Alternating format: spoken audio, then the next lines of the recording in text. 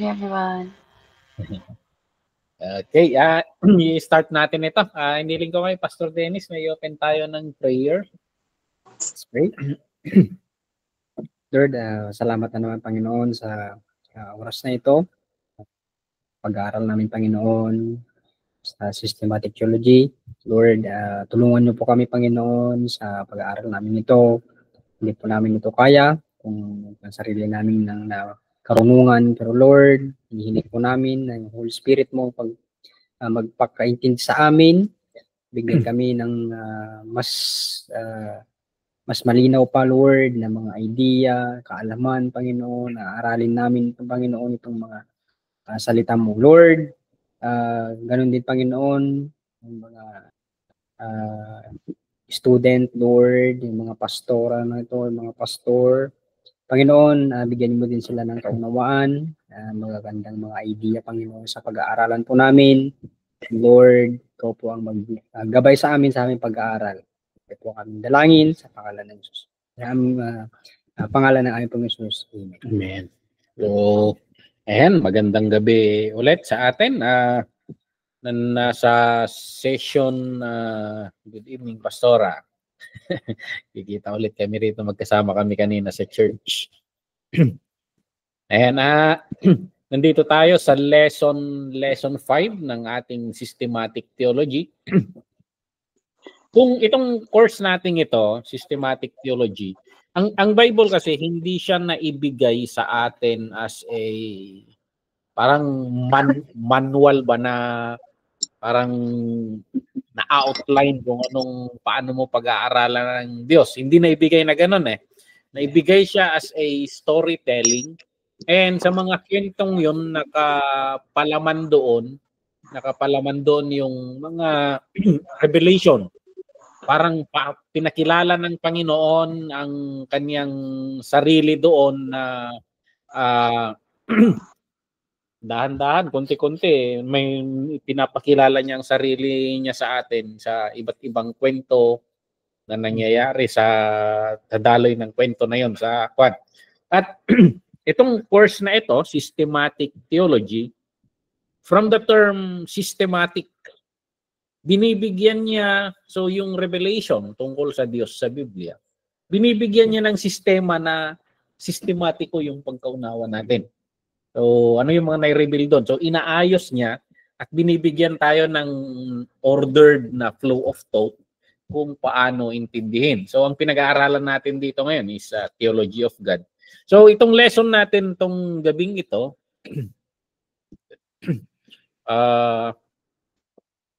non-communicable natural attributes of God.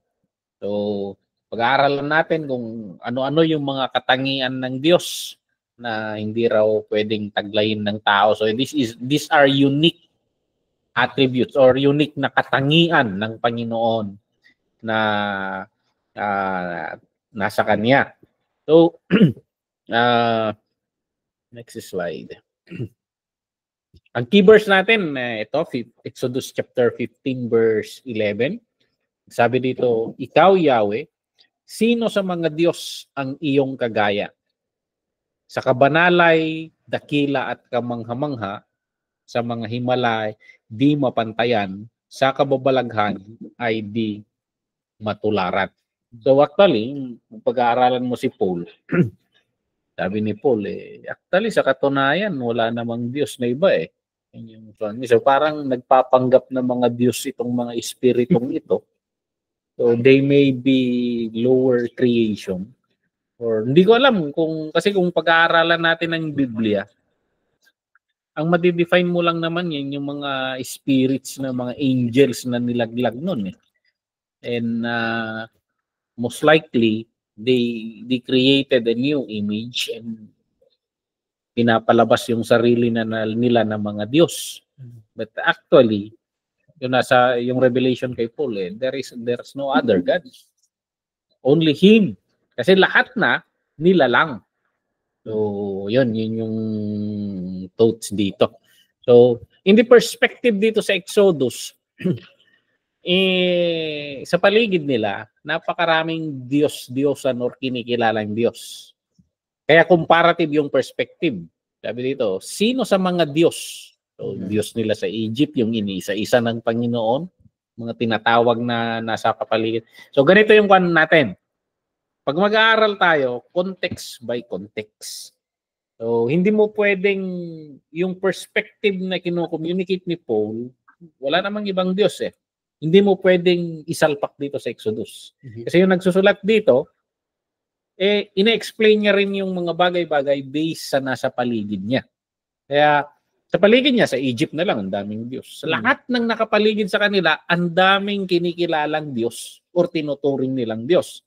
So, kaya sinasabi niya rito, sa lahat na ng nasa paligid nating di umano ay Diyos, walang kagaya si Yahweh. Sa kabanalan, dakila, at kamangha-mangha. Sa himala, wala siyang matutularan. Walang katulad yan, walang pamarisan. Diba gumawa si Panginoon ng ahas kay Kwan? Nakagawa rin sila. Sinusubukan nilang pantayan. Pero inulam lang nung inulam nung ahas na kanyang kan. Yun. Next slide. Yung key idea na iikutan ng ating discussion walang laman ang kaalamang relihiyoso kung ito ay hindi magdudulot sa tao na makilala ang Diyos ng totoo sa puso. So ang point dito, lahat ng kaalaman o religious understanding, walang punto ito kung information lang. Ang point kung bakit may mga religious information or religious learning, ang gustong mangyari kasi itong mga religious being, mga religious leaders, ang gusto nila, ang point kasi diyan makilala sana natin ang Diyos. So, yun yung pinaka-purpose kung bakit may religious teaching. So, sa church, bakit tayo nagtuturo? Bakit tayo nagbabahagi ng ating patotoo? Kasi may na-encounter ka sa Diyos eh. So, for example, sa church kanina, may encounter ka sa Diyos, may naranasan ka. So, yung testimony ko kanina sa church, may mga family issues.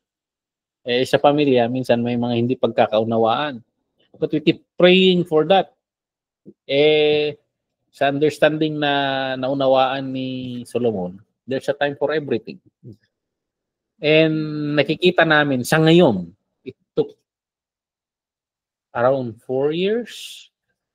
Pero nakikita namin ngayon na yung mga prayer noon, nakikita yung bunga ngayon. Magkakaayos kaming mga magpipinsan.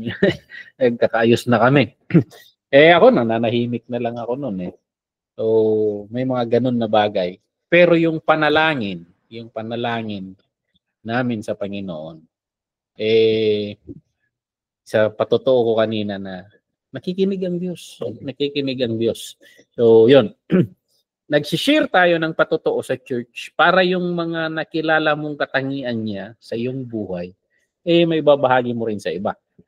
Nagsishare yung pastor ng mga preaching kasi yung napag-aralan niyang katangian ng Panginoon, gusto niya ring mapagbulay-bulayan ng iba at ma-encounter rin nila ang Panginoon sa mga revelation na yon.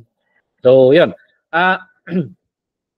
Kung hindi yun yung direksyon, kaya nga sa akin, sa pagiging pastor, lagi kong sinasabi to, ang pinaka-aim ko is to understand God and to make Him be understood in a clearer manner. So, sinisiyasat ko, sinasaliksik ko ang Panginoon, kinikilala ko, pero hindi lang pang sarili, kundi para maipakilala mo rin sa iba. So, yun yung pinaka-desire ko sa puso ko. Now, may tanong dito. Gaano kahalaga na magkaroon ng accurate identification or portrayal ng isang tao? So, paano kung iba-iba yung katangian mo. Parang minsan nakikita pabago-bago ka . Sala sa lamig, sala sa init ka naman . Hindi mapunto kung ano yung katangian mo. okay ka ngayon, bukas hindi. Minsan medyo mahirap 'yon eh. So, isipin mo kung ang Panginoon ganun. Tayo mga tao, sinusumpong tayo minsan. Minsan nga hindi mo maintindihan yung sarili mo. That's normal sa atin. Nalilito tayo minsan. Lalo na yung mga kabataan minsan. Meron yung time sa buhay ng kabataan na naghahanap yan ng sense of identity. So kung ano-anong pinapasok para magkaroon ng identity, pasok sa mga fraternity, nakikipagbarkada, kung ano-ano. So, may kwento. Regarding sa, napapanood nyo naman pag may mga balita, yung may mga nakasaksi ng isang krimen, kaso hindi nakuha ng litrato o CCTV yung krimen. So, ang ginagawa nila, nagha-hire sila ng expert sa facial composite sketching. So, may isang tao, ang pangalan niya ay Lois Gibson, nasa Guinness World Book of Records siya. Kasi 30 years na trabaho niya, ganito, pag may mga witnesses, pag may mga eyewitnesses ng krimen, dinidescribe nila sa kanya. At habang dinidescribe, drawing niya. Natatawa ako dito minsan eh. may cartoons na pinapanood noon na pinapanood namin nung bata kami na may nanghimasok sa ship pen yung sa mga tupa, may nanghimasok. Tapos may nawawalang ship pala, may nawawalang ship. Tapos yung nawawalang ship, pinapa-describe sa kanya yung itsura para hahanapin. So dinidescribe, kumuha sila ng facial composite sketcher. Dinidescribe niya yung itsura ng, siyempre cartoons yan eh. Kasi yung ship na yon parang hip-hop yung dating niya eh. May hawak-hawak pa na cassette tape yung na lakwatsero. Nung dinidescribe niya yung ship, nagdo-drawing naman yung composite sketcher. Ang kinalabasan ng drawing niya, yung wolf naman. Ship yung dinidescribe, wolf yung na-drawing.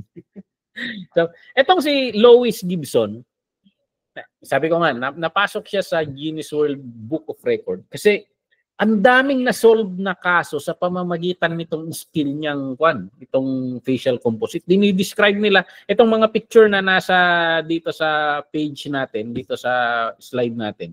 Ito yung mga ilang samples ng drawing niya. Malapit-lapit naman, di ba? So, nagkakaroon ng idea, kaya pinapaskill nila na wanted. So, ayan. Medyo malapit. Isipin mo, dinidescribe lang nila. Pero nakakaya niyang i-kuan. So parang ang ginagawa natin dito sa systematic theology, particularly sa subject or sa lesson natin ngayon, dinidescribe natin ang Panginoon and then sa isip natin, i-sketch natin kung ano yung katangian niya. So, ganun yung nangyayari sa church natin. Pag nagtatalakayan tayo, actually parang gumagawa tayo ng facial composite sketching ng Diyos. Okay? So, ayan. Napakahusay nito, ang daming na-solve na krimen sa pamamagitan ng skill niya. So, yun yung gagawin natin ngayon. Pag-aaralan natin yung magbibigay tayo ng mga description ng Diyos, 'di ba? Last week kasi absent tayo nung no last week na describe natin na yung mga pangalan ng Diyos, makikita mo yung katangian niya. May bago ka na bang pangalan ng Diyos, Pastor Dennis? May naimbento ka bang bagong pangalan ng Panginoon dahil naimbento na discover.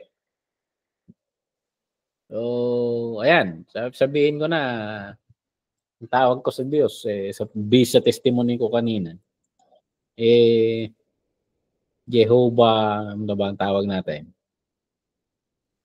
Kasi pinag-ugnay-ugnay niya Parang sabihin na natin, Jehovah Connector. Yung mga naputol-putol na ugnayan ng mga magpipinsan, pinagdugtong-dugtong niya. Jehovah Connector. So, sa composite na yon, Kaya niya. Tatawa kami, Pastor. Tatawa kami muna. Ikaw, Sister Rod, may bago ka bang kwan? May papangalan sa Diyos? Katawagaran. Grabe naman yan, Pastor. Ano? Bukas na lang. Ako napakasigla lagi ng Diyos eh. Parang Jehovah Hyper. Nakakapi. Nakakape, Jehovah Coffee ba? So, laging gising. Yeah. Jehovah Gising, Coffee. Di natutulog. Jehovah Ben. Coffee. Okay. So, yan, nakukuha niya yung punto, di ba? So, napakahalaga na magkaroon tayo ng accurate portrayal sa Diyos. So, napakahalaga na kung hindi tayo nag-aaral ng salita, puro katang isip. Puro, anong tawag natin? Ang tawag nila sa yung pamahiin, mga ganun ba? So, mga ganun na lang ang nangyayari. Pero pag pinag-aaralan natin, nababasa natin sa Biblia, nakikita rin natin sana sa experience natin sa Panginoon, sa ating buhay. Okay? Kahalagahan ng pagkakakilanlan. So, ayan. Sa kahalagahan ng pagkakakilanlan, may dalawang verse tayo dito. Ito, yung isa, sinulat ni Solomon. Yung isa naman, sinulat ni David. So, perspectives ito ng mag-ama. So, sabi ni Solomon, doon sa Proverbs 9 verse 10, ang paggalang at pagsunod kay Yahweh ay pasimulan ng karunungan. So, this is the beginning of wisdom. Ang pagkilala sa banal na Diyos ay may dulot na kaalaman. Sa Psalms 53:1 naman, ayon naman sa salmista, kay David, sinabi ng hangal sa kanyang sarili, wala namang Diyos. Wala nang matuwid. Lahat ng gawain nila ay pawang baluktot. So sa perspective na yung observation niya sa mga hindi naniniwala sa Diyos, sinasabi nila, walang Diyos. Yung mga hangal sila, parang ganon. Mga naliligaw na mga kaisipan, parang ganon. So, ewan ko bakit sinasabi niyang hangal. Siguro yung buhay nila walang direksyon, bago-bago yung buhay nila, at walang sinusundan na pattern. So, kaya nagiging hangal yung tawag ni Kwan. Sa Ilocano nito, sabi ni Doc Lea, ang sabi sa Ilocano, tunggang. Wala na kayo. Pag nakinig kayo sa seminar, tunggang. So, parang masakit mo. Tunggang. Hindi ba ugang ba? Yun yung sabi ni Doc Lea eh. Mga ganun, Pastor. Parang ganun. Ganun. Parang ugag. Ganun raw yung mga taong sinasabing walang Diyos. So, yun yung description. So, ayan. May isang kwento na regarding sa Psalms 23. Meron daw isang magaling na mananalumpati. Siguro, sabihin na natin si Balagtas. So, mananalumpati. Isang araw na nagde-declaim siya or nag-represent ng talumpati niya sa isang gathering. Dinadayo ng tao kasi napakagaling niyang yung diction niya, yung emphasis niya. Alala ko nung high school, pinamemorize sa amin yung Brutus reply. So, ganun, talumpati, siyempre, sa ancient world, mahilig sila sa ganyan. Now, ang sabi nung Kwan, sabi ng manunulumpati, pagbibigyan ko kayo na sa pagtatapos ng pagtitipon ngayon, na pagbibigyan ko ang isa sa inyo na mag-request ng talumpati at itatalumpati ko. So, ang daming nagtataas ng kamay. Pero sa crowd, may matanda na parang tinataas niya yung kamay niya. Napansin nitong mananalumpati. At itong napili niya, ito yung napili niya. Pastor pala siya. So, ni-request niya, So, sabi niya, Tay, ano po ang gusto niyong itanghal ko na tula? So, sumagot yung matanda. Sabi niya, gusto ko sanang i-deliver mo yung paborito kong hango sa Psalms 23. So, yung Psalms 23 sana. So, sabi naman nung mananalumpati, saktong-sakto, memoryado ko yan. So, ayan. Nung huling part na ng kwento, so pinagbigyan niya nung matanda. Sabi nung mananalumpati, pagbibigyan kita, Tay, kung pagkatapos kong italumpati yung request mo, italumpati mo rin pagkatapos ko. So, biro lang yun, pero sineryoso naman nung matandang pastor. So, ayan. Nung pag-deliver niya nung Psalms 23, talagang maganda, perfect yung intonation, yung diction, perfect lahat yung mga emphasis niya. So, standing ovation talaga yung delivery niya. Talagang palakpakan ng mga tao. So, pagkatapos ng maghiyawan ng mga tao, tumayo yung pastor at pumunta sa harapan. So, nung dinideliver niya yung dinideliver niya yung psalms, makikita mo na siguro yung pastor hindi pa nakakatayo sa ganung kalaking crowd. So, tahimik siyang pumunta sa gitna at nang magsimula ng magtula, so yung boses niya halata mong ninenervyos. So, wala na-intimidate ka na . Subukan ko palang sumali sa ganito noon. Doon sa college kami. Okay naman nung nagpa-practice kami. Yung unang nagtula, napakagaling. Nawala na ako nung nakita ko pa. Pambira. So, parang ganun siguro yung patandang pastor na to. So, ayan, banayad yung pagsabi niya, pero habang dinideliver niya, napakatahimik ng lahat.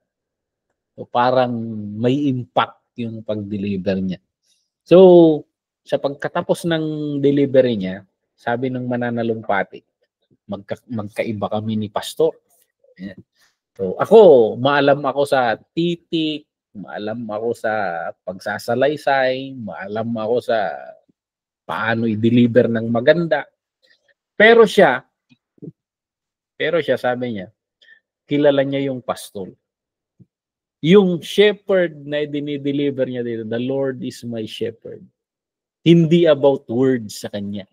Kundi i-deliver niya na sinasabi niya yung pagkakilala niya sa Diyos. So yun yung kwan. So mahalaga yung pagkakakilanlan. So maraming nagsasalita ng tungkol sa Diyos, pero hindi naman kilala ang Diyos. May alam tungkol sa Diyos, pero hindi kilala. So yun yung sa ating mga nag-aaral ng salita ng Panginoon, hindi enough na maalam tayo sa Biblia. Kilala sana natin yung it's a personal relationship. Yun yung kung natin. Pag nagpe-preach ka, hindi lang yung nabasa mo. Talagang dapat kilala mo tong Diyos na ipinapangaral natin. So, ayan. So, ang daming impormasyon. Hindi sabi nga ni Solomon, doon sa Ecclesiastes, okay, masyado sa libro, hindi kayo mauubusan yan. So, ayan, pag nagbuklat tayo ng Biblia, hindi sa naghahanap sana ng impormasyon, kundi para makilala natin ng mas malaliman ang ating Diyos. So, ayan, wag information overload. So, sabi nila, transformation daw sana. Transformation from the Lord. So, yung makikilala natin ng Panginoon. So, ayan.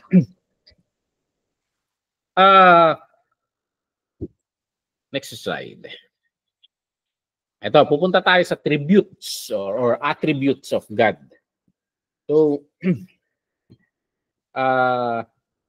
may babasa pa tayong ibang verses dito. So, balik muna tayo doon. Ayan. Makikita mo yung sequence nitong verses na ito na yung isa kumikilala. Yung tanong na kumikilala sa banal na Diyos nagkakaroon ng wisdom, sabi niya. At mabubuhay sa kanyang pakay. So ang isang taong kumikilala sa banal na Diyos ay nagkakaroon ng wisdom. Yun yung sinasabi ng chapter 9 verse 10.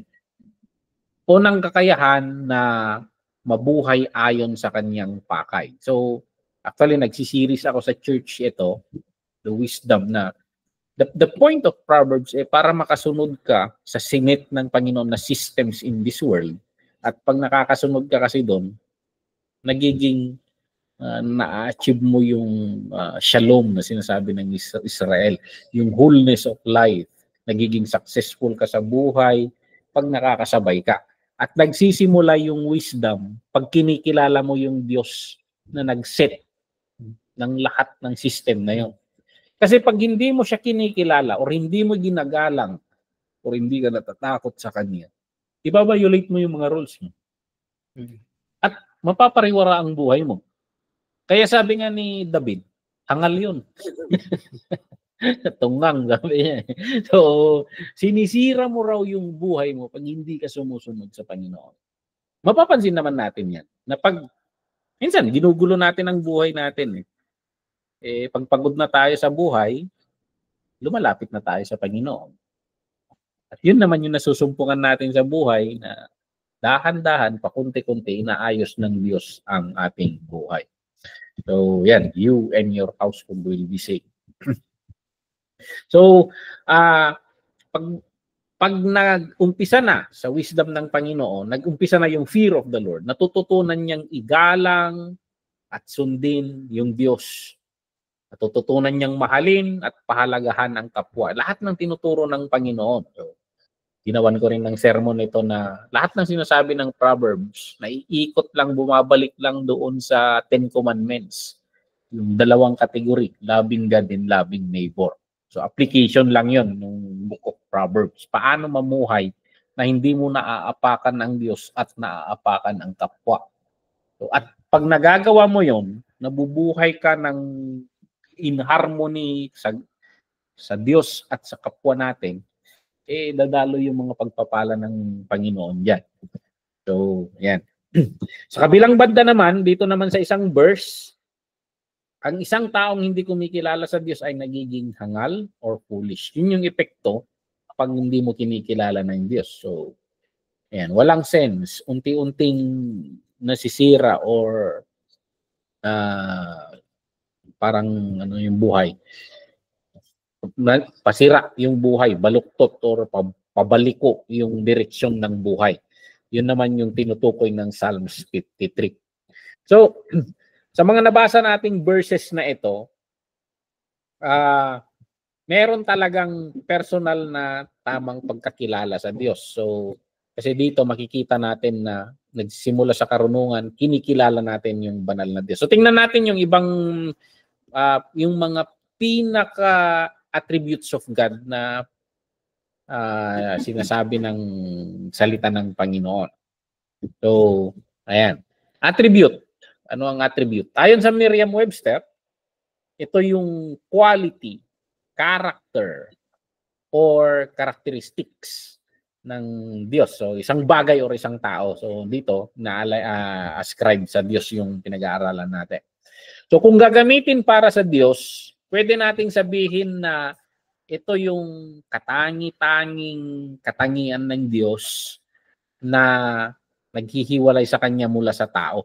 Ito yung kakaiba niyang katangian na hindi mo makikita sa iba. So, ayan. Pagbabalik tayo sa composite sketching, yung pagdodrawing ng mukha, yung example natin kanina. Pwede nating sabihin na yung accurate na portrayal or paglalarawan ng Diyos base sa reliable at hindi nababagong testimonyo ng kanyang salita. So, dinidescribe ng salita niya, ipipinta naman natin dito. So, ayan, non-communicable attributes and communicable attributes. Anong pinagkaiba nito? Itong communicable attributes, itong yung una dito, yung nasa taas, non-communicable attributes, mga katangian ni God na exclusive sa Kanya.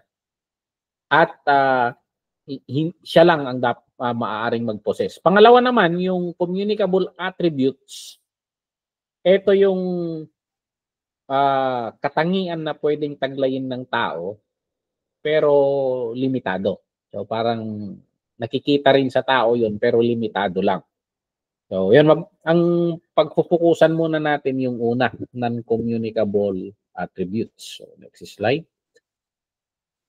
Incommunicable. So ayan.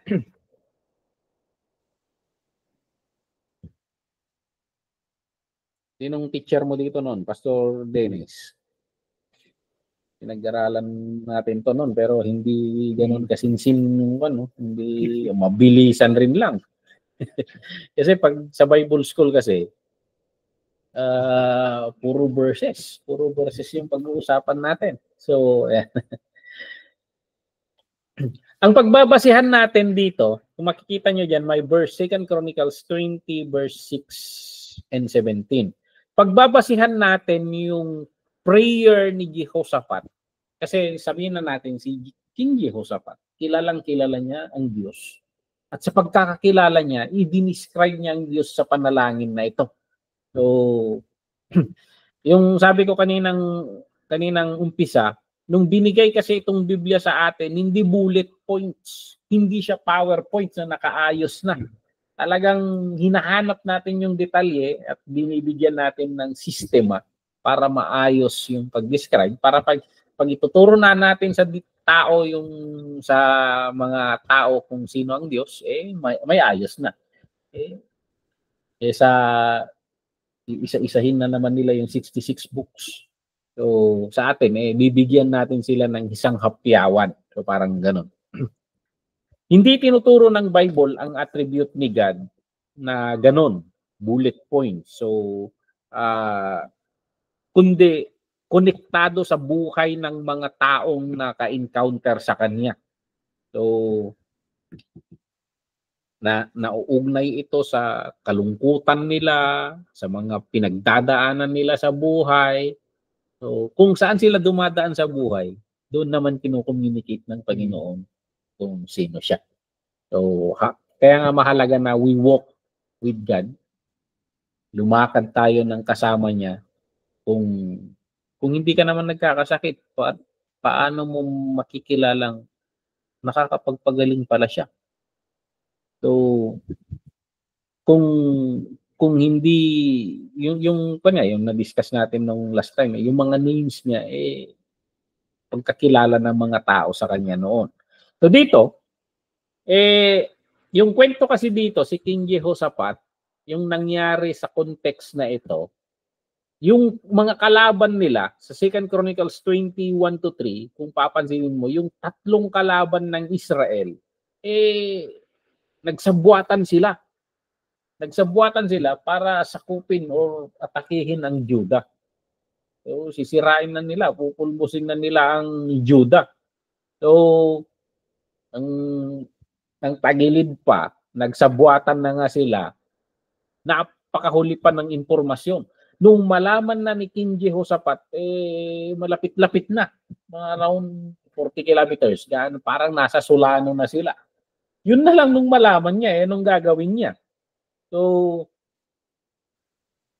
yun yung nangangatong talagang tuhod nito, si Jehoshaphat. Mamamatay na sila. So, wala siyang ibang magawa kundi manalangin. May kanta to yung nung unang panahon sa aklat ng kronika. So, may kanta to. Laging kinakanta ng mga kabataan to. Sample. Sampulan mo sa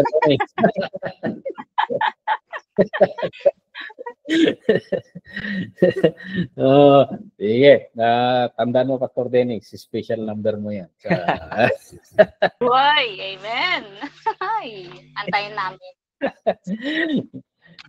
Ayan, sa 2 Chronicles chapter 20, verse 6-7, sabi ng panalangin ni Jehoshaphat, O Yahweh, Diyos ng aming mga ninuno at ng buong kalangitan, kayo po ang namamahala sa lahat ng bansa at ikaw ang may lubos na kapangyarihan. Kaya walang maaaring lumaban sa inyo. So, tumalon siya sa verse 17. Makikita ninyo ang pagtatagumpay ni Yahweh para sa inyo. Kaya hindi kayo dapat matakot ni masiraan ng loob. Harapin ninyo sila bukas sapagkat si Yahweh ang kasama ninyo. So, yun yung response sa unang prayer niya. So, ang unang pagtitingnan natin yung bungad ng prayer ni Jehoshaphat, description ng Diyos ito. Yung Asaiti, sabi Asaiti o Yahweh sa Hebrew, o Asaiti o Yahweh. Yung bungad ng panalangin niya, makikita mo na yung mataas na pagtingin niya sa Diyos. Yung high regard niya sa Diyos. So, sabi nga natin, yung pangalan niya, yung pinag-aralan natin nung last time, ma-highlight mo yung katotohanan na self-sufficient ang Diyos. Self-sufficient ang Diyos. So, next slide. So, parang siya lang sapat na. Parang yun yung natin nung last time. Di niya kailangan ng kahit na sino o ano paman, kahit kailan. Siya ang lumalang siya yung creator natin na walang lumalang sa kanya. So, siya lang. Walang pinagmulan at walang pinanggalingan. So, lahat tayo nakadepende sa kanya. Kaya minsan may mga tanong yung tanong na sinong gumawa sa Diyos? Nakakaasar minsan yung tatanong yun. Ang iniisip niya kasi, siya nga yung hindi nila maintindihan yung tayo kasi, nasa loob tayo ng finite, yung time and space. Siya nasa labas. So sabi nila, may mga pilosopong tanong rin nung hindi pa nilalang ng Panginoon ang langit at lupa, saan siya? Mga tanong na ganun So napakalawak ng marami tayong hindi alam. Sabi nga ni Giglio, napakaraming na galaxy. Tayo, isa lang na maliit na tuldok sa loob ng galaxy natin. Napakarami ng ang Diyos natin, nilalang niya lahat yan. So, yan. Walang gumawa sa Diyos. Walang gumawa sa Kanya. Hindi natin maarok yun. Kasi tayo, creation tayo. Kaya minsan, binabanat mo sa Kanya yung kalagayan mo. So, ito, sa teology, yung Asaiti, galing ito sa Latin phrase na ase, na ibig sabihin ay mula, sa pamamagitan, at para sa kanyang sarili. So parang isang si Herman Babbing, ito yung sabi niya na batayan ng ibang mga attributes ng Panginoon. Ito yung pinaka-core na attribute ng Panginoon. Sa Acts 17 verse 24, makikita natin dito sabi, ang Diyos na gumawa ng sanlibutan at lahat ng narito ay ang Panginoon ng langit at ng lupa. At hindi naninirahan sa mga templong ginawa ng tao.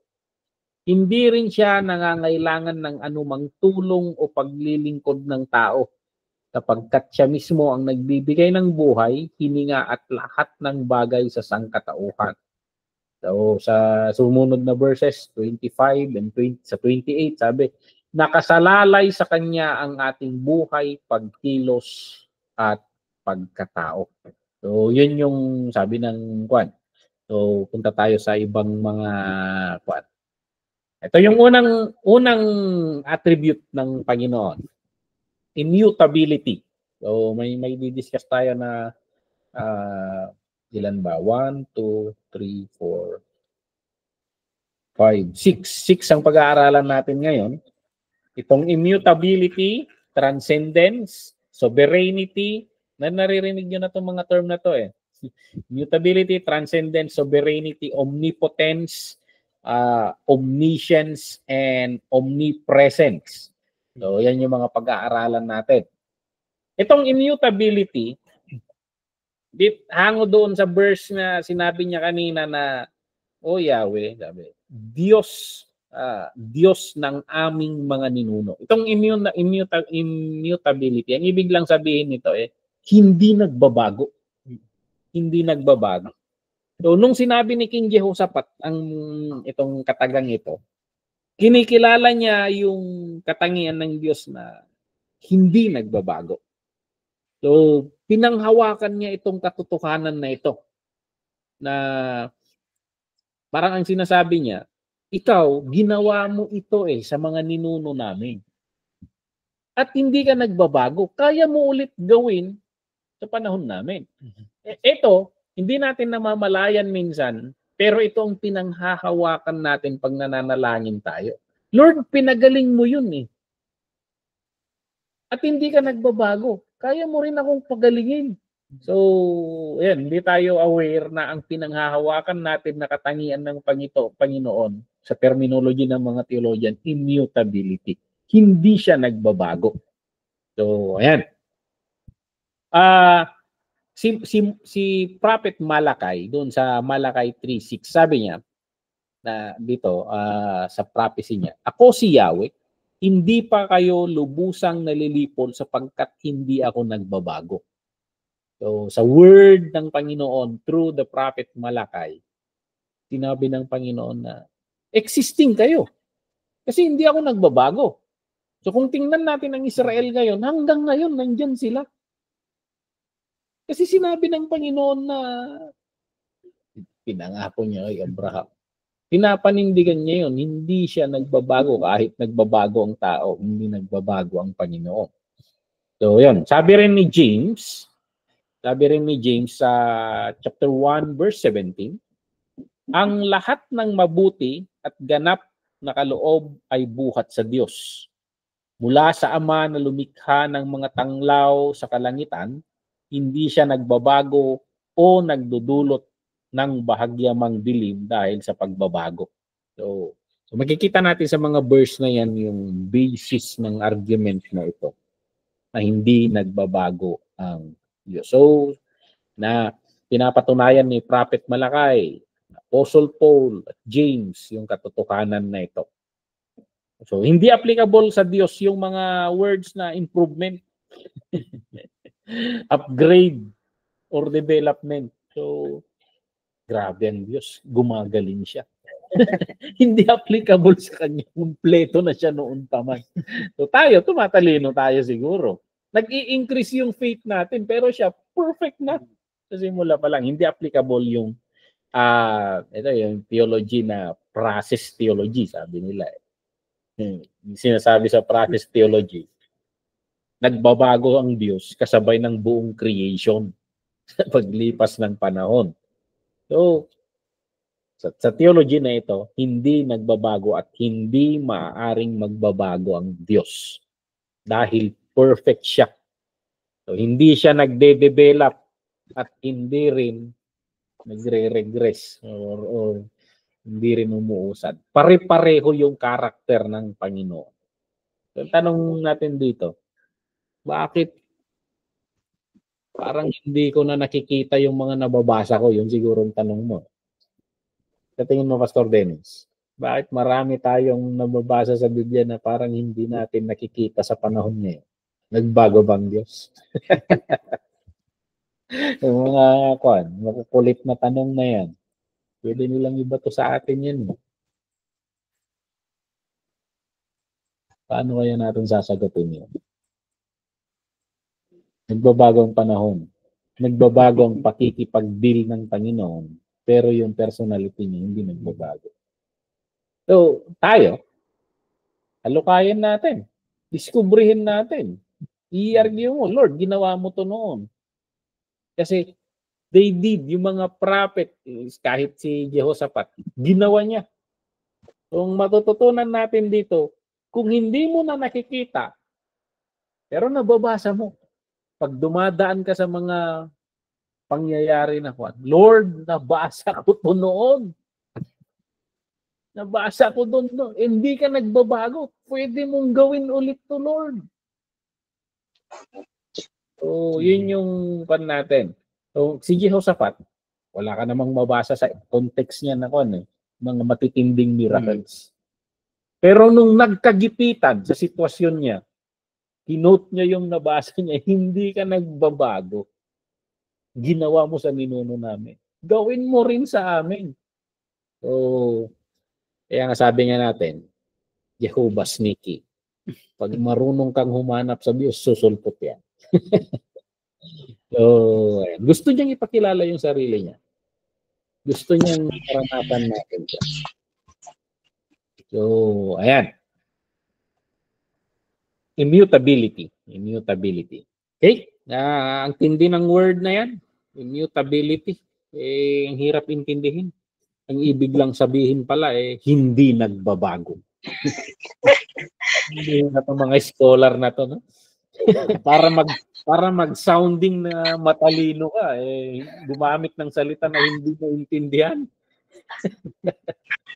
So, yung first point natin, ang Diyos hindi nagbabago. Okay? Punta tayo sa pangalawa. Transcendence. So, ayan na naman. Hindi rin mga scholar na to. Ano yun? So, pag-aaralan natin dito. Sa prayer niya, makikita natin sa prayer yung pagtitiwala ni King Jehoshaphat sa transcendence na sinasabi natin. Yung sinabi niya, Diyos ng buong kalangitan. So, Diyos ng buong kalangitan. Itong transcendence, tumutukoy lang to sa pagiging mas mataas, pagiging mas dakila, mas angat ng Diyos sa lahat ng nilikha niya. So, transcend. Parang sa lahat ng lahat ng mataas, nangingibabaw lagi. So, sabihin natin, sa Tagalog siguro niyan, pagiging pangingibabaw.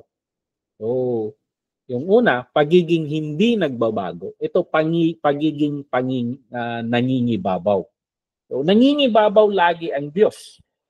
So, walang nakakapigil sa Kanya, wala siyang katulad, walang kapatay sa Kanya. So, sabihin na natin, ibang klase. So, parang gano'n. Angat siya lagi. So, kung may mga Diyos yung paligid nila noon, yung pananaw, understanding ni Jehoshaphat, nangingibabaw siya. Nangingibabaw siya. Di ba? Yung away ni David sa ni Goliath, si Goliath, nung pag-aaralan mo yun, bakit pinapababa ni Goliath yung pinapababa ni Goliath yung si David? May paniniwala yung mga kapitbahay ng Israel na yung Diyos ng Israel, Diyos ng kabundukan. Ayaw nilang umatake sa Israel. Kasi pag umangat tayo sa kabundukan, liyamado sila. Yun yung perspective. Kaya hinahamon ni Goliath na bumaba kasi yung Diyos nila, Diyos ng kapatagan.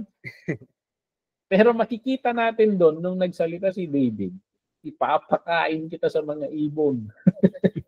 Tatanggalin ko yung ulo mo. Ganun ang sinasabi ni Juan. Ang Diyos namin, makikita mo ngayon na may Diyos ang Israel. Buhay ang Diyos ng Israel. So kahit yung sinasabi nilang Diyos sa kapatagan, pag ang Diyos ng Israel nangingibabaw pa rin yung sasadod. So yun yung perspective ng Philistines. Teritoryo nila yon kasi nandun yung Diyos nila. Pero hindi nila naiintindihan na sa lahat ng dako, nangingibabaw yung Diyos ng Israel. Okay? So lahat ng angat, mas nakakaangat ang Diyos. Anong mas angat sa atin? O minsan, pinangingibabawan tayo ng mga problema natin. Minsan, nalulunod ka sa utang mo. Nangingibabaw yon sa buhay natin. Pero, ang sinasabi nito, pag-aaralan mo, sa lahat ng mga nangingibabaw sa atin, mas nangingibabaw ang Diyos. Yan yung tinuturo ng theology na ito. Katangian ng Diyos yan. So, yan. Magandang reminder ito sa atin. So, divine ruler ang Panginoon. Mas mataas sa kanyang mga nasasakupan. Pero, kasi maraming nakatataas na walang pakialam. Pero itong Diyos na ito, nakatataas siya. pero malaki ang pagmamahal at concern niya sa mga nasasakupan niya. Ito yung pinagkaiba ng Diyos na rock. So, ayan. Dito, ini-invoke ng Panginoon yung kay Isaiah, yung sa Isaiah 57:15 hanggang 66 verse 1. Sabi doon, ako ang kataas-taasan at banal na Diyos, ang Diyos na walang hanggan. Ito, mismong Diyos ang nagsasalita dito. Pinapakilala niya. Ako ang kataas-taasan at banal na Diyos, ang Diyos na walang hanggan. Sa Pilipinas, yung tindi nila Bonifacio, yung KKK. It's 11 o'clock. Kataas-taasan, kagalang-galang. Pero mas angat pa rin ang Diyos doon. Mataas at banal na lugar ang aking tahanan, sabi niya sa Isaiah. Sa mababang loob at nagsisisi, ako ay sasama. Aking ibabalik ang pagtitiwala nila at pag-asa. Ang aking trono ay ang kalangitan at ang daigdig ang aking tuntungan.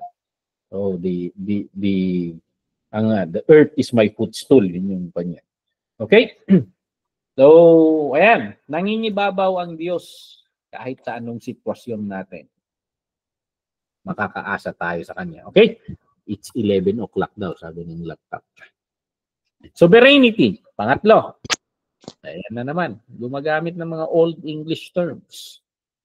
So, yung prayer ni Jehoshaphat dito, sabi niya, kayo po ang namamahala sa lahat ng bansa.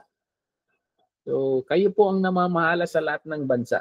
Kung titingnan mo ang history ng pagkagamit ng salitang ito, sovereignty or sovereign, mapapansin mo na ginagamit lagi ng mga monarchs ito, yung mga royal family, yung mga pinapamahalaan ng mga hari.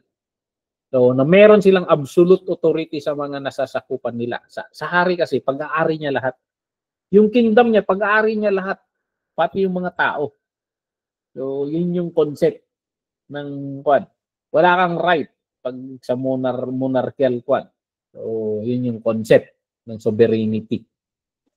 Pagdating sa Diyos, itong konseptong ito, nangangahulugan ito na siya lang ang hari. So, siya lang ang boss, parang ganon. Siya ang masusunod. Siya yung karapat-dapat na mamuno. Siya yung karapat-dapat na or may rightful authority na maghari sa buong universe. So, ito yung pananaw natin. May kwentuhan kanina dito sa bahay na meron raw nakita silang espiritu. So, yun. Kumakain sila, biglang may nakita raw sila. Ewan ko kung guni-guni nila. Hinawakan niya raw yung pagkain nila. Tinapon nila yung pagkain. Sa akin, humingiti na lang ako. Kasi, ito, tumibay yung tumibay yung theology ko. Dati, natatakot ako sa mga ganyan. Sa akin, nung nakikilala kong Diyos, pumasok ka sa bahay namin. Bahay namin to, ba't nandito ka? parang ganon. Alam mong teritoryo mo. And kahit makapangyarihan man yung mga espiritong yan, nangingibabaw yung Diyos mo. Alam mo yung verse na greater is He. At He, na sinasabi natin, is in me than he that is in the world. Kung mapapansin mo si Jesus Christ, nangangatog ang tuhod ng mga espiritu sa Kanya. At pag naunawaan mo yun, na siya, the Holy Spirit na nasa Kanya, nasa iyo. Ganoon rin sana. Kaso, sa kakulangan ng kalaman at pagkakuan, tayo yung nangangatog ang tuhod minsan. Pag nakarinig ka ng kwento ng mga espiritu, minsan kinikilabutan tayo, sunggar ka. Hindi lang pinapahalata ng mga espiritu. Kinikilabutan rin sila sa iyo. Kasi baka magrema sa kanya yung verses ng mga yun, tagilid tayo. Kung kinikilabutan tayo, all authority has been given to me, sabi ni Jesus Christ. It is transferred to us. Just in the name of Jesus Christ, we have authority over them. So, yan. Sovereignty, nangingibabaw lagi. Nangingibabaw. Or ang kwan dito may makapangyarihan. Na Ayan, nagsisinonym na sa immutability eh. Sa Tagalog kasi very limited tayo ng salita. Nagsisinonym. So, ayan. Naghahari. Yan yung term dito. Naghahari ang Diyos. Siya yung may authority. So, ayan. Sovereignty. Yan yung pangilan na yan. 1, 2, 3. Immutability. Pagiging katangian na hindi nagbabago. Yung transcendence, katangian na nangingibabaw lagi. Itong sovereignty, katangian na siya yung naghahari lagi. Naghahari lagi. So, yan. Yung susunod, bibilisan natin. Plus 11 na lang.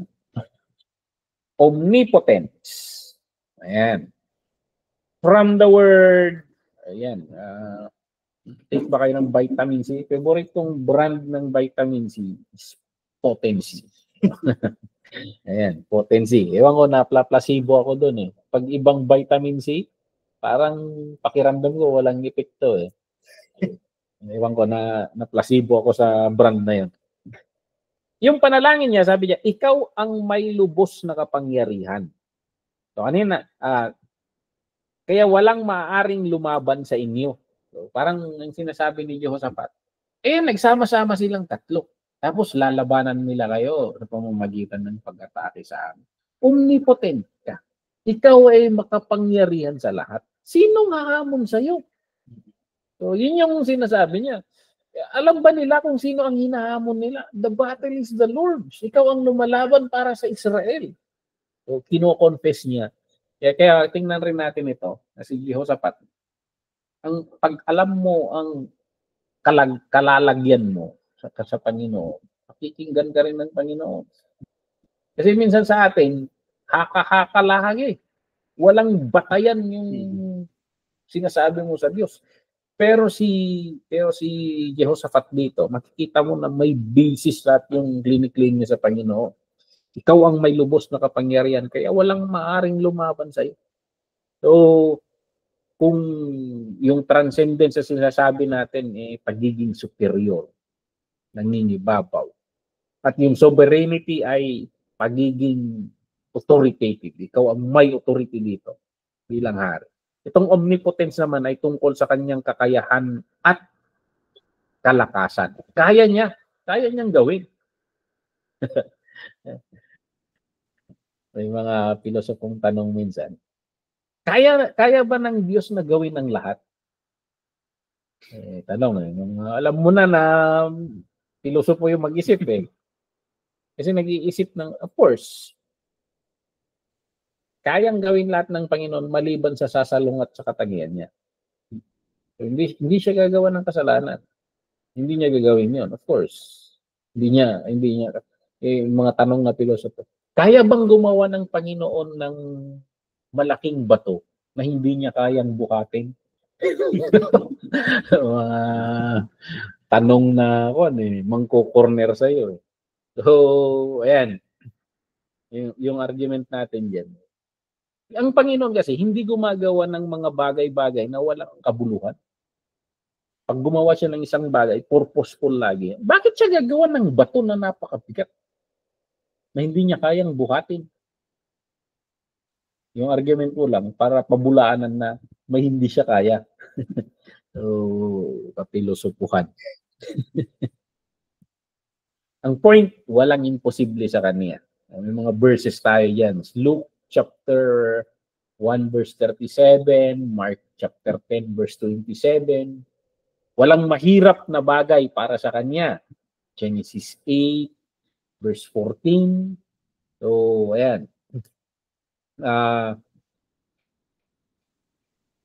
Nilikha niya ang langit at lupa sa pamamagitan ng kanyang kapangyarihan. Jeremiah 32 verse 17. Taglay niya ang kapangyarihang na nanginginig kahit ang demonyo. James 2:19. Niyayanig niya ang mundo. Psalm 68, 7-9. So, ayan. Kahit yung mga kingdoms of this world, Pinapalitan niya yan. Siniset niya yan. Drenowin na niya yan. Yung magkakasunod. Makikita mo yan sa Daniel chapter 2. Napanaginipan ni Nebuchadnezzar na sinet na ng Panginoon yung magkakasunod. So, alam lahat ni King Jehoshaphat na matindi yung Diyos niya, malakas. So, katotohanan nito, alam ni King Jehoshaphat. Nalalaman niya rin na yung sabi nito, ang mahihina't mga napapagod ay kanyang pinapalakas. Alam niyo to, sinulat ni Isaiah, doon sa Isaiah chapter 40. Muling lumalakas at sumisiglang nagtitiwala kay Yahweh. So, paano ka magtitiwala sa Diyos? Kung wala kang pagkakilala sa Kanya, saan babatay yung tiwala mo? So, itong pinag-aaralan natin, ayan, may mga i-argue ka na sa Diyos. Lord, walang imposible sa'yo. Lord, nangingibabaw ka. Hindi yung kwan. Kung kunada ako, kastoy ka kano. Kailangan makilala natin ang Diyos. Huwag lang chismis. Huwag laging ganon. Okay, musad tayo. Musad tayo. Omniscience. Omniscience. Sabi niya. Basa ko nun. Yung prayer ni Jehoshaphat, makikita ninyo ang pagtatagumpay ni Yahweh para sa inyo. Actually, the prophet is speaking in the sense of prophet. Sinasabi na niya, nagpra-prophesy na siya ng mangyayari. Omniscience. Ang Diyos, alam niya ang lahat. Alam niya ang lahat. Mangyayari pa lang, lahat. Alam niya. So, yung question nila, Pastora, noon, na, alam ba ng Diyos na kakain nila Adan yun? Alam niya lahat. Kung kakainin ni Adan at Eva yung prutas na yon, alam na ng Panginoon yung magkakasunod. Kung hindi rin nila kakainin, alam niya rin yung magkakasunod na mangyayari. So, may kung chess player sana, first move pa lang, checkmate ka na. Parang ganun. Alam niya yung mga susunod. Kaso, hinahayaan niya yun yung design niya sa creation na ito. You have freedom. You have freedom. Ang gustong-gusto niya yung mag-submit ka sa kanya at umayon ka sa programa niya. Ayan. Omniscience. So, yung alam niya ang lahat ng bagay. So, madaling intindihin ito. So, hindi pa nagsisimula yung digmaan, alam na agad ng Diyos ang magiging resulta. So, overwhelming victory. So, ayan. And then, sa pastor sa omniscience. Yung alam na siguro nung nung try doon siya ni Judas. Kasi yung pinapanood ko yung The Chosen. nung pumunta si Judas Iscariot. Parang inoobserbahan ko yung mga disciple. Pero siyempre, lang yun yung movie. Pero iba yung approach ni Jesus Christ. Tsaka iba yung approach ni Judas. Sabi ni Judas kasi, I want to follow you. Sabi ni Judas. Sabi naman ni Jesus Christ, tingnan natin. parang may something na. Tingnan natin yung talagang susunod. Parang pwede rin yung pan. Imagine kung si Judas hindi nilamon something sa kanya. Kung hindi siya bumigay doon. Pwede rin mapako pa rin si Jesus. Kasi palibot-libot lang naman si Jesus. Bakit? Hindi ba nila mahuhuli si Jesus kung hindi niya halikan? Parang ganun . Sabi, kaya nga argument ni Jesus, nagkikita-kita tayo sa templo araw-araw . So, parang ganun si Jesus Christ . Ibenta ni Judas o hindi, kaya nilang huliin si Jesus Christ. Nagpakasangkapan si Judas . Nagpakasangkapan rin naman si Peter, di ba? Meron rin sana si Judas. Ang alam ko, kung hindi nagpakamatay ito, may possibility of restoration sa kanya . Kasi ni-restore ng Panginoon si Peter. Inunahan niya kasi, nagbigti. So, yun yung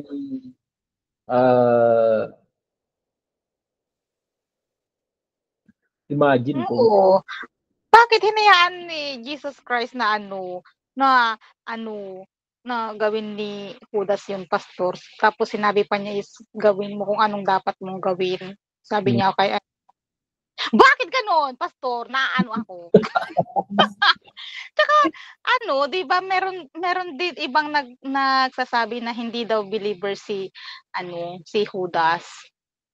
I think malalim-lalim na ang kwan eh. Yung pananaw ko dito.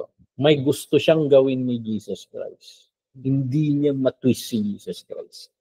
Kasi si Judas, Iscariot, parang kwan sila, mga revolutionary sila. Gusto nilang i-overthrow ang Rome. Hindi niya matwist si Jesus na maging hari. Hindi niya matwist yun eh. Parang ginagamit niya si Jesus Christ sa sarili niyang political agenda. Parang ganun.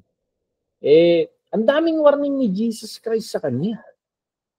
Yung taong to, yung nagsasawsaw sa sarsa. Sabi, pambira, di ka pa nare-rebuke sa mga yun. Sinabi ni Jesus, desidido ka na eh. Gawin mo na kung anong iniisip mo. Parang ganun yung kwan ni Jesus eh. Kasi kung titingnan mo yung mga background, nandun si Peter, alam na ni...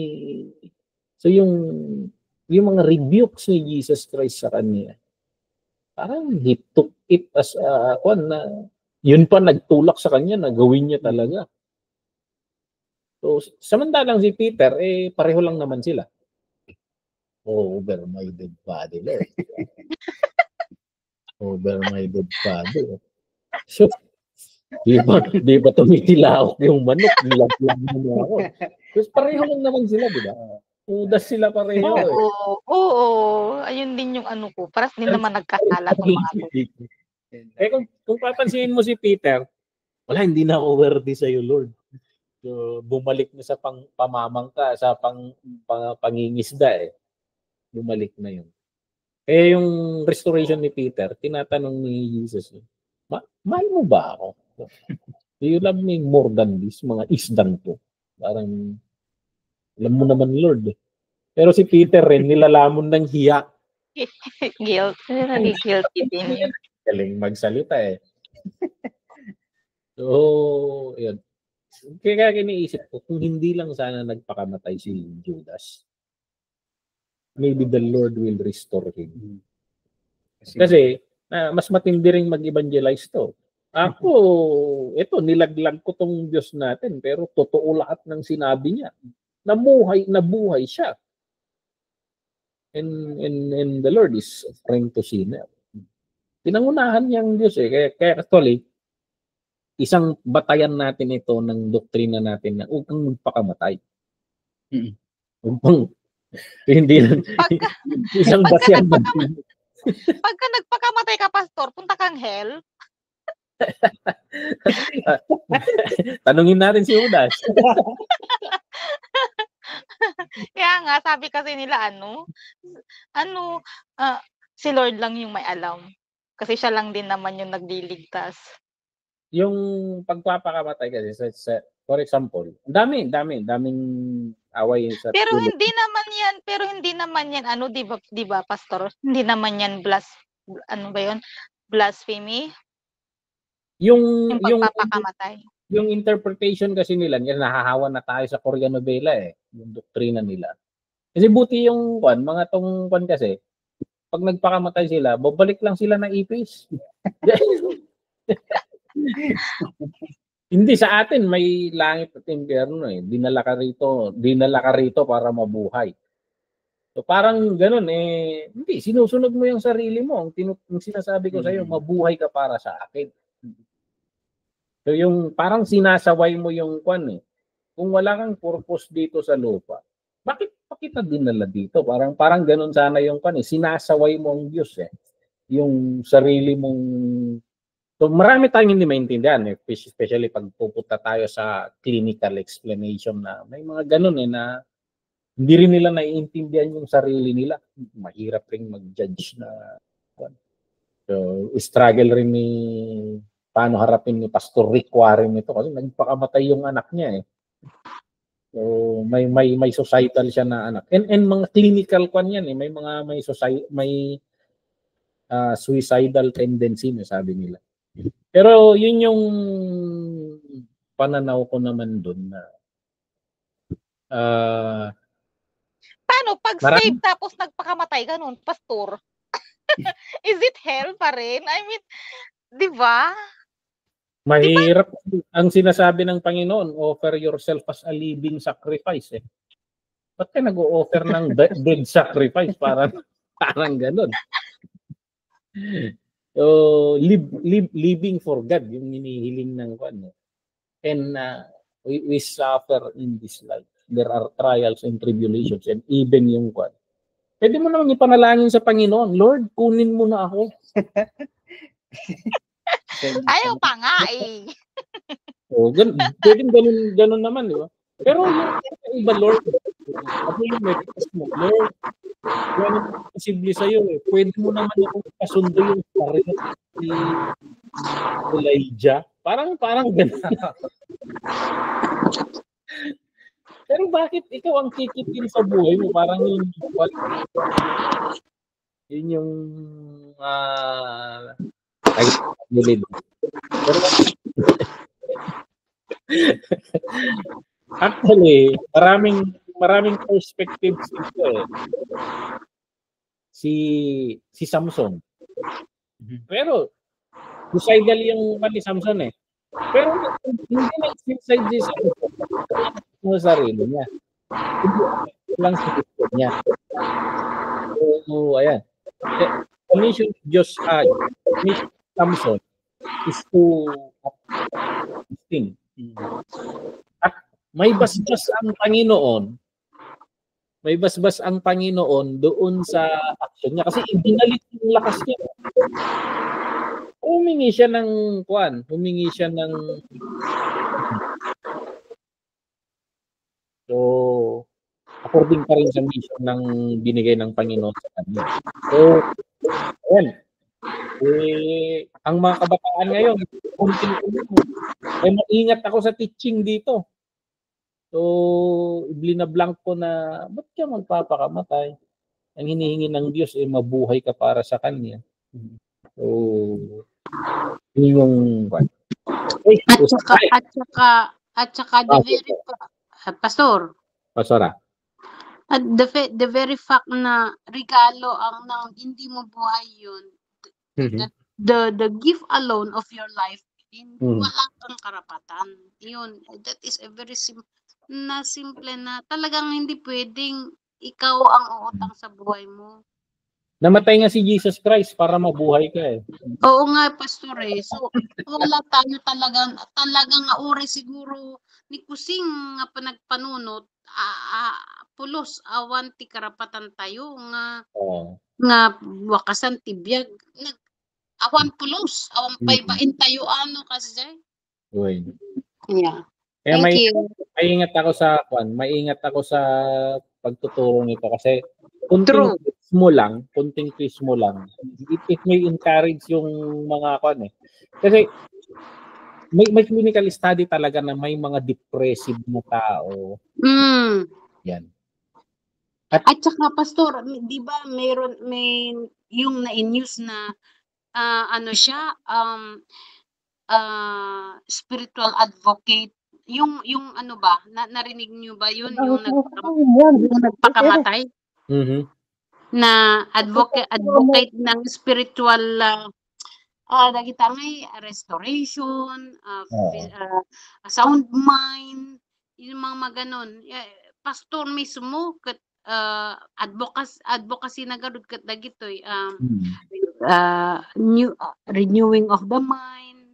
Daya about kini Apo Dios mostly kat apan syempre nagpakamatay niyang naging controversial sa mga Kristiyano.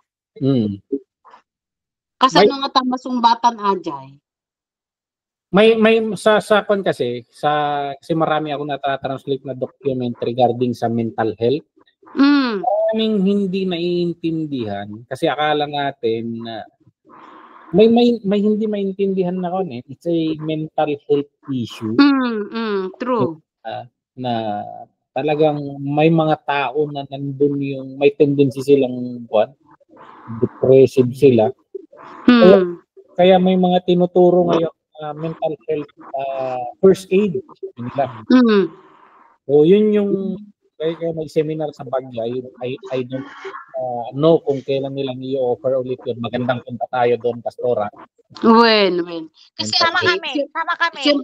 Siyempre pastor yun eh. Tapos ang daming question sa mga Kristiyano. So ang simple lang na is hindi dahil Kristiyano ka, hindi ka na-atake ng mga depression. So everybody experience that because everybody are still in our human nature, di ba? Kaya sa akin ay those na kasi minsan judgmental yung pag-atake ng tao doon, pastor ka. True. Hindi mo naiintindihan yung pinagdadaanan niya kasi may mental health issue. Hindi mo alam yun na dumadaan doon. Kung kaya ang treatment ko dyan is grace. So, ang natin alam yung pinagdadaanan niya eh. So, let's put Amen. Tama. Let's put him into the hands of God. At ang Diyos ang Amen. mga bagay. That's right. Doktrina. Amen. When pastor, agpaiso day tauray siya. Han ko mga ma-judge nga, dagi ta kakasta. Let us be gracious kasi too, hindi natin naiintindihan yung pinagdaanan. Oo. Talagang totoo yan eh, yung mental health issue na yan. Correct. Kasi kahit tayo. Totoo. So, yun yung we pray for them. Lalo na yung actually may nag-invite sa akin, nag-create siya ng ganun na page. Eh, ang daming nagpo-post doon na Ang daming nagpo-post doon na lagi mo naiisip raw magpakamatay, parang wala na yung Paano mo i-counsel? Parang alam niya rin yung mga verses eh. Correct. Ang the best na magawa mo, yakapin mo na lang eh. Paano mo mayayakap sa chat? Parang tama. Yun eh. Kasi alam niya lahat, pero hindi mo rin naiintindihan yung pinagdadaanan niyo, bakit dumadaan sa Oo, that's true. The best thing that we can do is to be a friend pag may mga tao. Sometimes they need time na gano'n. Picture namin, ganun. Minsan kasi na-judge ngayon sila kasi pastor, yun nga yung sabi mo pastor na pastor ka pa man din tapos nagpakamatay ka. Tama. Si Pastor Jun Biagan, hindi siya nakakasabay sa oras natin eh. Pumasok sa punto na ganyan eh. Kung magpapakamatay ako, kasi wala na, parang ang naisip niya, magpasagasa sa bus. Kasi may makukuha yung pamilya niya. Pero nung naglalakad raw siya, parang hinimasmasan siya ng Panginoon. Parang it is a great intervention of God, sabi. Nandun na siya sa puntong yun. So, ewan ko kung kailan makaka-join sa class natin. Jun Biagan, yung pastor natin dito sa Silang. Pero dumaan siya sa ganun. Parang lahat tayo. Ako din eh. Parang yung hindi ka tinirhan ng chocolate. Sino yon? Ibilhan ko ng chocolate. Ibilhan ko na lang ng chocolate. Kaya minsan maingat rin. For example, si Sister Ruth. Hindi natin alam minsan eh. Kahit yung mga masayahing tao. Ay, lalo, oo. Tumatawa yan. Pero hindi ako pastor, hindi ako. Hindi ako. Masayahin si Sister Rod eh, masayahin. Tawa ng Matino Pero hindi pa natin naman. alam kung kahit mag-isa siya, kung tumatawa siya. Hoy! Pastor, grabe naman. Parang may pang-judgmental of the world kayo.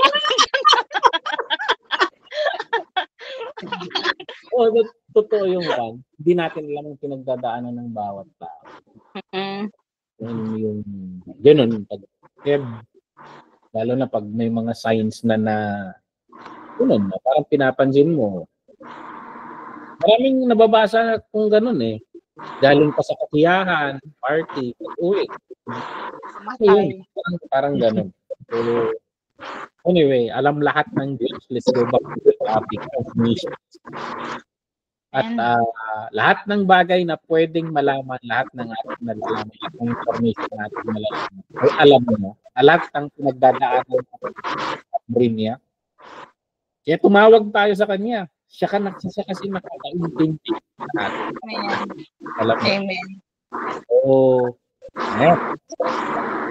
na pala yung last na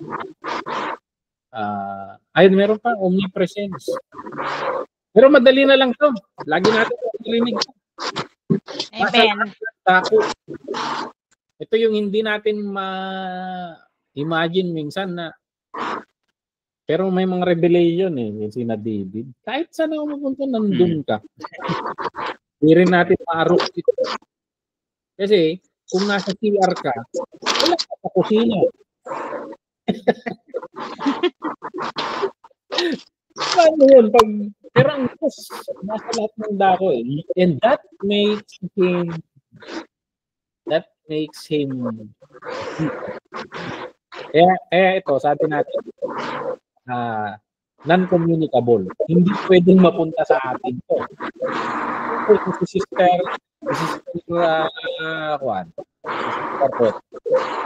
nasa Hong Kong. Tapos, nasa lubong mo siya sa Pangasinan. Ay, Pastor, meron akong nabasa dyan sa Bible, Pastora. Yung sino ba yun? Yung ng Holy Spirit, tapos napunta siya doon sa Si Philip. Oo, yun. Nabasa ko yan, si Philip. Yun. Pinulot ng ipo-ipo. Ayan, itong omnipresence, katangian ng Panginoon na hindi po tayo sa Pilipinas. Hindi po rin siya sa Pilipinas. Tama. Sa Hong Kong. Nandyan siya sa bahay ni Sister Rod. Nandun rin sa bahay ni Sister Mariette. Nandun rin sa bahay. So, ito yung katangian niya na He is in everywhere. So, ayan, kay laging kapiling ko, katabi ko oras-oras saan ako magpupunta upang ako'y makatakas, sabi ni yung salmista, si David, sa Salmo. So, revelation sa kanya na naiintindihan niya yung katangian ng Panginoon. Uy! Challenge. May challenge tayo dito. Subukan mong gumawa ng personal na definition ni God sa pamamagitan ng attributes na napag-aralan natin sa lesson na ito. Gamit ang hindi lalampas sa 30 words. Paano ba yan? Immutability. Ang Diyos hindi nagbabago. Nangingibabaw sa lahat. May itong kapangyarihan sa lahat. Nakakasarkan yung salita natin. Nag-overlap tong sovereignty sa immutability. So, ayan. Mag-isip nga kayo ng isip natin habang hindi pa natin nakukuha yung tulong natin. Paano kita i-describe, Lord? So, basahin na ninyo yung kwento ni Jehoshaphat, si Sister Mariette, magpipreach ka sa Sunday, baka makagawa ka ng sermon dito. So, kwento ni Jehoshaphat dito sa text natin.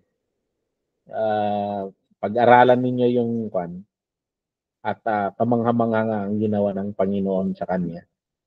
At yung experience niya, pinatunayan ng Panginoon yung napag-aralan niyang katangian ng Panginoon sa buhay. So sabi natin kanina, itong mga natututunan natin, it's not meant for information, but it is intended for transformation. Mababago sana ang pananaw natin sa buhay. Mababago ang way nating manalangin. Diba? So, diba si mama mo, walang pera. Ma, kabebenta mo lang kanina ng palay eh. May basihan ka pag kabebenta mo lang kanina eh, tapos wala. Minsan pag manalangin ka sa Diyos, ganito ka Lord eh. Isig ko sapat. Kinuha niya yung tingnan mo si Moses. Sinabihan niya ang Panginoon, pag-isip-isip ka, Lord. Inilabas mo sila sa Egypt. Tapos, niligtas mo sila, dinala mo sila rito. Kasi napakabait kang Diyos. Tapos, papatayin mo sila lahat. Mag-isip ka, Lord. Parang ganun eh. Isipin mo si Moses, kinakaya niyang baguhin yung isip ng Diyos. Pumagit na si Moses eh. So, parang ganun na pag may batayan ka kasi, may batayan ka sa, yun yung pan natin na binabatay natin sa pagkakilala natin sa Diyos. Yung mga way nating manalangin. Pag ang pananaw mo sa Diyos, sala sa lamig, sala sa kwan, kung anong mood mo, Lord, kung gusto mo akong pagalingin, nasa sayo. Para Weather. So, pero kung ang pananaw mo, napakabuti mo, Lord. Napakabuti mo eh. Ginagawa mo to, namatay ka pa nga sa krus, nalatigo ka ng 39 slashes para lang dito, sabi sa scripture. Alam kong kalooban mo to, Lord. Inihiling kong pagalingin mo ako. So, ganun yung iba kang manalangin. Iba kang manalangin sa natututunan mo. Yung iba ikaw Lord, pag-isipan mo. Kaya minsan, yung habang lumalalim yung pananampalataya natin, nag-iiba yung way mo makipag-deal sa Amen. Amen. Abraham, hindi niya lang madiretso eh. Lord, kung may 10 dun, sadly, mas konti sila pala dun sa huling tawad niya. So, hindi na lang siya tumawad ng 2. Hindi na lang niya sinagad. Pero inuumpisan ni Abraham na matututunan natin doon, pwede kang makipagtawaran sa Diyos. Kasi pinagbibigyan niya si Abraham eh. Kasi kaibigan eh. Ang tanong, kaibigan ka ba ng Diyos? Yun lang. So sa atin, we have a relationship with the Lord. The relationship was restored. And sabi naman sa scripture, may mga friends of God. So, may basihan yung lahat ng approach natin sa Kanya, yung ginawa ni Jesus Christ. So, yun yung kaibahan ng quad. So, ayan, may mga testimony kayong ganong manalangin? Meron, Pastor. Testimony nga, Sister Mariette. Ay, so you mean, okay yung prayer ng isang pastor na sabi niya, Lord, bendisyonan dagiti nga tao kasi nuha mo nga bendisyonan kat si katilugi.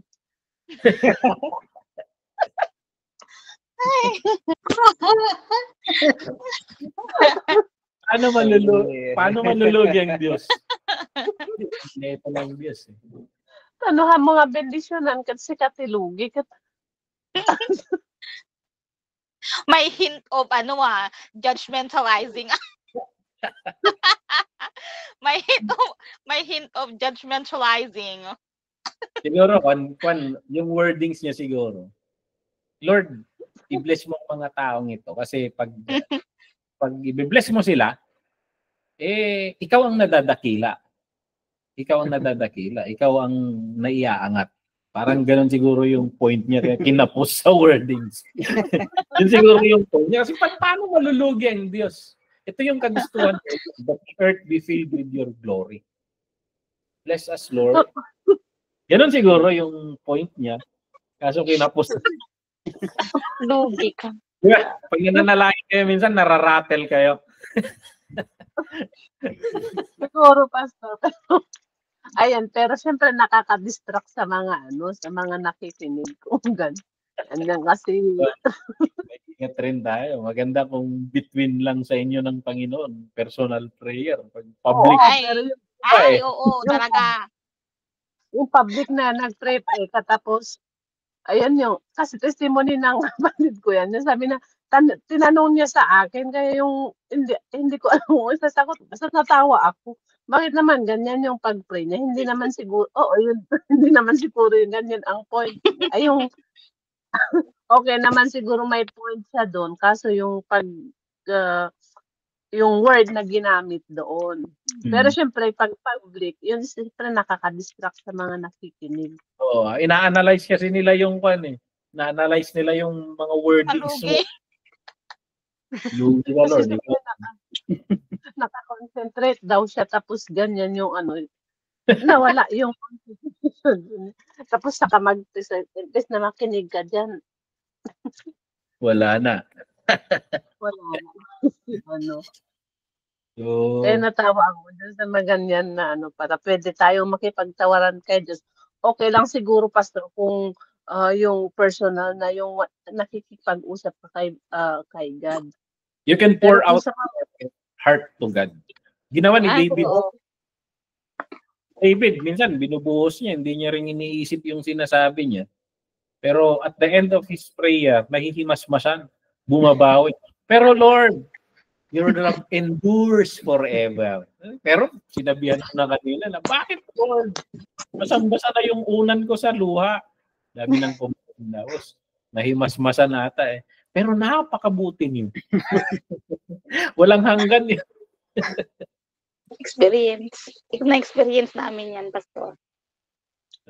Minsan, pag nai-express mo na kasi yung sarili mo, bumabalik ka sa katinuan. Na-overload ka rin. Kaya it's good for our mental health. Nananalangin. Kung wala kang pag-unloadan, unload it to the Lord. Anyway, sinabi niya naman, come to me all of you who are tired and heavy laden, I will give you rest. Ganon siguro David, pag nai-unload na niya, nahihiya na lang siguro magsabi, Lord, pasensyahan mo na yung mga nasabi ko kanina. Bumabawi na lang ng pasip-sip na mga Pero gustong-gusto ng Lord yon, yung mga ganun na panalangin, yung naisasabi mo lahat. Gustong-gusto ng Panginoon na maging yung open tayo. Open yung be yourself na sabi nila. Okay, alas 12 na pala. Pambihira. Ang bilis ng oras. Ganito talaga pag naumpisan na natin. Anyway, purihin ng Panginoon. Balikan nyo na lang yung slides and then you can Google more on the immutability. Tingnan nyo na lang. I-chat GPT nyo for more information. So, ayan. Mas mabilis mag-research sa chat GPT. Bibigyan ka niya. Or Gemini. Bibigyan ka ng mga resources. So, ayan. Purihin ng Panginoon. I-close natin itong lesson natin. Hinihiling kong yumuko tayo at manalangin. Maraming salamat, Lord, sa aming pinag-aralan. Maraming salamat, Lord, sa nani-reveal mo ang mga katangian mong ito, Lord. At Lord, natutuwa kami, Lord, na napakabuti nyo, napakatindi nyo. Hindi kami nagkamali, Lord, na ikaw ang pinili namin paglingkuran. Kasi nangingibabaw ka sa lahat, hindi ka nagbabago, alam mo ang lahat, kaya mo ang lahat, ikaw ang may hawak ng lahat, Lord. So, maraming salamat, Lord, na sa pamamagitan ng mga salita mo, Lord, nakikilala ka namin.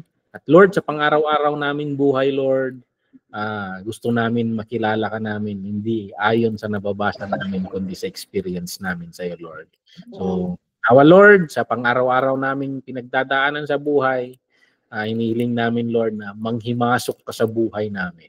Ipakilala mo kung sino ka sa mismong experience namin, Lord.